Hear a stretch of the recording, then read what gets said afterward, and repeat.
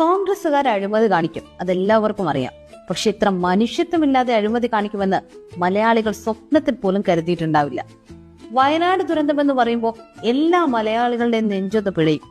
അതുകൊണ്ട് തന്നെ അവരെ സഹായിക്കാൻ മുന്നോട്ട് വന്ന എല്ലാ വ്യക്തികൾക്കും സംഘടനകൾക്കും മലയാളികൾ വാരിക്കോരി പണം കൊടുത്തു.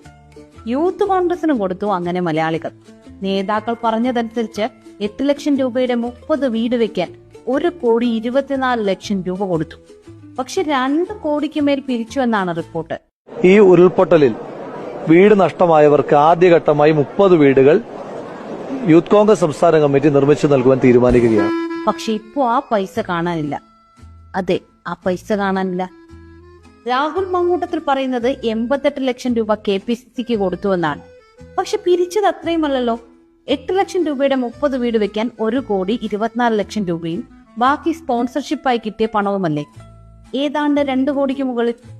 ബാക്കി പണമൊക്കെ എവിടെ പോയി? ആരാ മുക്കിയത്? കണക്കെവിടെ? ഒന്നുമില്ല, എല്ലാം സ്വാഹ. പോട്ടെ, നിങ്ങൾ ഒരു റൗണ്ട് തട്ടിപ്പും വെട്ടിപ്പും കഴിഞ്ഞ് KPCCക്ക് കൊടുത്ത 88 ലക്ഷം രൂപ എവിടെ? അത് ആര് ചെലവാക്കി? വീട് വെച്ചോ? ഇല്ല. KPCCക്ക് കൊടുത്തോ?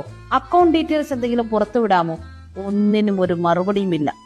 ചുരുക്കി പറഞ്ഞാൽ യൂത്ത് കോൺഗ്രസുകാർ മലയാളികളുടെ കയ്യിൽ നിന്നും പിരിച്ച 1,24 ലക്ഷം രൂപയെക്കുറിച്ച് ആർക്കും വ്യക്തമായ ഒരു ധാരണയുമില്ല. നിങ്ങൾ അഴിമതി നടത്താനും തട്ടിപ്പ് നടത്താനും വേറെ എന്തൊക്കെ വഴികളുണ്ട്?